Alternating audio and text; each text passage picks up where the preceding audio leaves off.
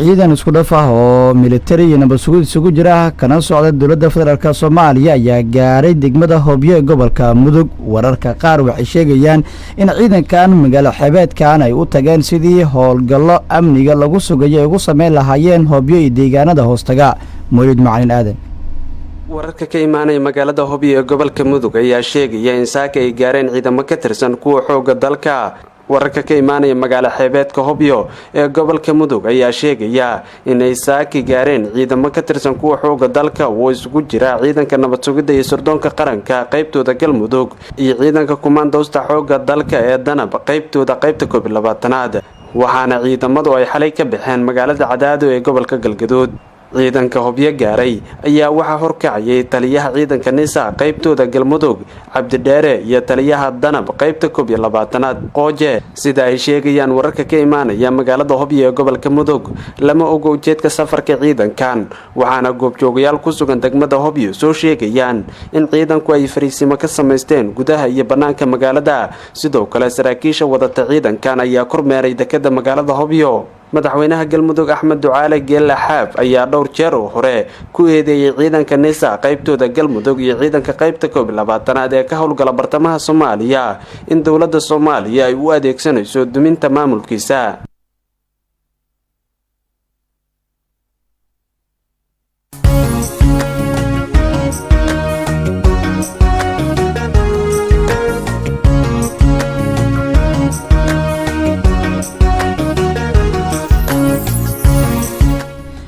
xaaji cabdikariin xuseen cabdi waraabe oo ka tirsanaa mudanayaasha aqalka golaha guurtida maamulka Soomaaliland ayaa maanta ku geeriyooday magaalada Hargeysa. Allahu naxariisto xildhibaankan waxa uu ku jira shakhsiyaadka ka soo qayb galay halgankii xornimo-doonka ee Soomaaliya xilligii isticmaalka. waxa uu ku dhintay da'da 121 sano isagoo ahaa qofka ugu da'da weyn golaha guurtida maamulka Soomaaliland. xaaji cabdikariin xuseen cabdi waxa uu la soo shaqeeyay madaxweynayaashii Soomaaliya soo maray ee kala ahaa Aadan Cabdulle Cismaan Aadan Cabdi Cabdirashiid Cali Sharmaake iyo Maxamed Siyaad Bare. waqtigii burburka dowladda dhexe kadib waxa uu la soo shaqeeyay madaxdii maamulka Soomaaliland soo maray waxaana Cabdi Waraabe dadka aqoonta u lahaa ay sheegeen in uu ahaa shakhsi aan mucaaradi jirin dowladaha ama maamulka xilligaasi jira. ku dhawaad 60 sano ayuu ku jiraa siyaasadda waxaana sidoo kale uu kaalin ka qaadan jiray arrimaha dhaqanka oo la sheegay in uu waayo aragnimo dheer u lahaa. waxaana la sheegay in marxuum xaaji cabdikariin xuseen cabdi waraabe uu ku xanuunsanayay muddooyinkii dambe isbitaal ku yaala magaalada Hargeysa oo ugu dambeyn maanta uu ku geeriyooday. madaxweyne ku-xigeenka koowaad ee maamulka Jubbaland waxa uu tegay degmada Ceelwaaq ee gobolka Gedo si uu dhageysi dadweyne u sameeyo. waxaana wararka soo baxay ay sheegayaan dadka degmada cabasho ka yihiin maamulka degmada waxaana wararka qaar ay sheegayaan in suuragal tahay in isbedel uu sameeyo Maxamuud Sayd Aadan ayaa Nairobi ka soo kicitimay waxaana toos ugu degay magaalada Ceelwaaq. mas'uuliyiin ka tirsan maamulka gobolka Gedo iyo kan degmada ayaa soo dhaweeyay waxaana dhowr jeer sidan oo kale degmooyin ka tirsan gobolka Gedo uu tegay isbedel uu ku sameeyay mas'uuliyiinta iyo saraakiisha ciidamada kulamo dheer kadib markii uu la qaatay qaybaha kala duwan ee bulshada halkaasi ku sugan.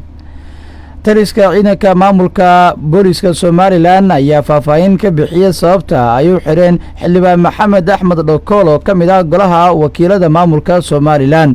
waxyaabaha ugu badan ay ku eedeeyeen waxaa ka mid ah inuu ka hor yimid danaha maamulkaasi sidoo kalena uu waday kicinta dadweynaha. tilaabadaasi iyagoo ka duulayana ay qaateen go'aanka lagu soo xiray xildhibaan Maxamed Axmed. nuur cabdiraxmaan nuur ayaa warkan sii faahfaahinaya.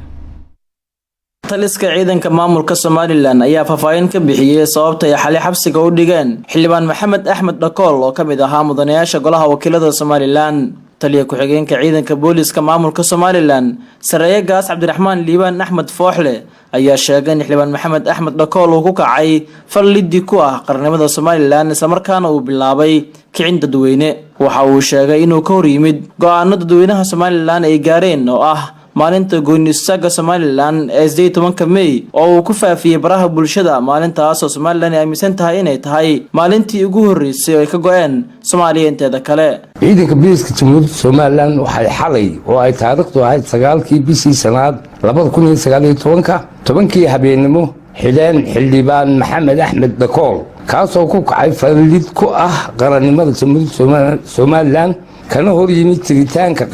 qaranka Jamhuuriyadda Somaliland waxaanu qabashadiisa loo cuskaday qodobada dastuuriga ee kala ah 49 49 isagoo ku kacay falal kala qaybin bulshada reer Somaliland iyo kicinba ah isagoo ka horiyay mabaadi'dii qaran ee ummadda reer Somaliland iyagoo isku dhan ay wadajir ku go'aansadeen shirweynihii gooni istaaga qaranka ee Jamhuuriyadda Somaliland magaalada Burco isagana ka horiyay kuna sheegay maalin madow oo cid gaar ah leedahay taasoo ka hor imanaysa qodobka koobaad ee dastuurka Jamhuuriyadda Somaliland uu ku jira falgaranso isagoo lagu hayo hadaladiisii oo dhammaan ku faafiyay baraha bulshada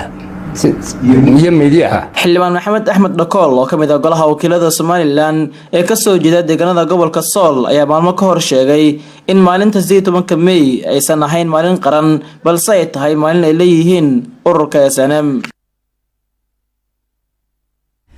deegaanaha hoostaga degmada Hobyo waxaa laga hirgeliyay isbitaal guud oo qaabilaya hooyada iyo dhalaanka dadka deegaanka waxay sheegeen in magaalada Gaalkacyo kolkii hore ay u safri jireen dadka bukaanada kala duwan xanuunada kala duwan qaba waxaana qaarkood haweenku ay sheegeen in dhibaato ay ku qabeen wadada dheer ee isku xirta Hobyo iyo Gaalkacyo. warbixin ku saabsan sheekadan Jibriil Cismaan Cilmi ayaa ka soo diray Gaalkacyo.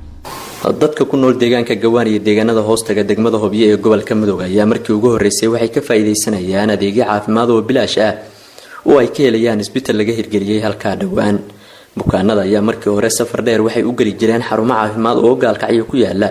oo Gawaan u jira 230 kilomitir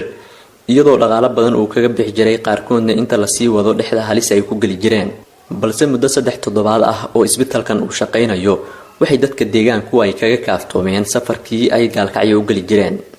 Farxiye Cali Rooble waa hooyo haysata 2 caruur ah waxay ka mid tahay dadka ka faa'iideysanaya adeegyada caafimaad ee bilaashka ah waxay wajahaysaa dhibaato dhinaca dhalmada ah. waxaan ka imid wasiil baan ka imid ana xanuunsan oo bisay ah oo dhiig hoos iga socdo oo dhiig aan igu dhacday maasha Allah hadda caafimaadkeeda maasha Allah وارستي يا رب العالمين ان هذا بيج وصار كل شيء بقول بيجا لا وصار شن كل اللي ساوي ساعته يعني البيت شو ولا ودفتي طبعا حبا اسمه يسوقره بحال ودفت واعي هاي ما شاء الله هذا عافمادك عدد مره dadka la degan miyiga ayaa u sheegay ehelada Farxiyo in adeegyo caafimaad oo ay u baahan tahay gabadhooda ay ka heli karaan isbitaalka Gawaan waliba si bilaash ah xilli ay isku diyaarinayeen safar Gaalkacyo ay ugu qaadi lahaayeen maadaama xog badan aysan ka hayn markii hore isbitaalka. agaasimaha isbitaalka Gawaan Umar Maxamed Cilmi waxa uu xusay in hadda si joogto ah ay u shaqeeyaan qaybaha qalliinka umulisada bukaan eegtada iyo gargaarka degdega ah. jaaliyada Galmudug ee ku nool qaaradda Yurub ayuu sheegay in isbitaalka ay hirgeliyeen isla markaana mushaarka shaqaalaha iyo adeegyada ku baxa iyagu ay bixiyaan. waxa uu xusay in tirada ugu badan dadka ay qaabileen muddada isbitaalku uu furan yahay ay ahaayeen caruur iyo haweenka ayuu sheegay in dhibaatada ugu badan ay mari jireen marka ay wajahayaan xaaladda caafimaad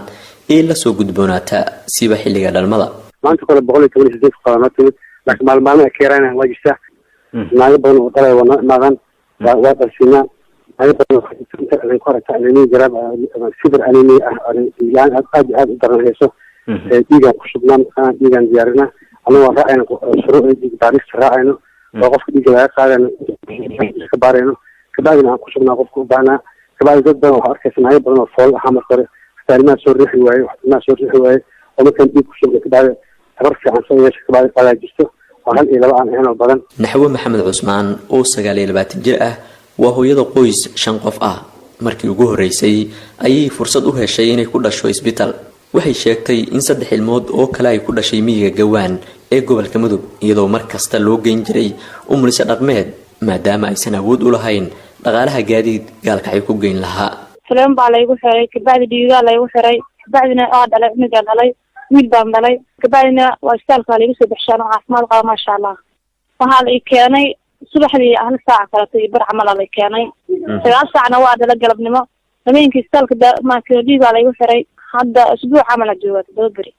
may istaal maanta ka hor ma mudan waxay sheegtay in qoyskeedu uu ku xirtoobay abaartii sanadkii 2017 isla markaana 200 oo neef oo ari ah oo ay lahaayeen ay uga badbaadeen 20 neef 3 dhaqtar iyo 13 shaqaale ayaa isbitaalka Gawaan ka howlgala kuwaas oo mushaarkooda ay bixiyaan jaaliyada Galmudug Jibriil Ismaan Cilmi idaacada Mustaqbal gaalkacyo halkani waa Mustaqbal Radio 89.7 FM dhammaan wararkeena waxay leeyihiin muuqaal maqal iyo qoraal dhagayso wararkeena 7:00 subax waliba 2:00 galab waliba iyo 7:00 habeen waliba wararka dalka iyo kuwa caalamka waxa kaaga filan oo kaliya inaad nagala socoto Mustaqbal Radio 89.7 FM ama aad booqato mustaqbalradio.net haddii kale ka daawo muuqaaladeena facebook.com/mustaqbalmedia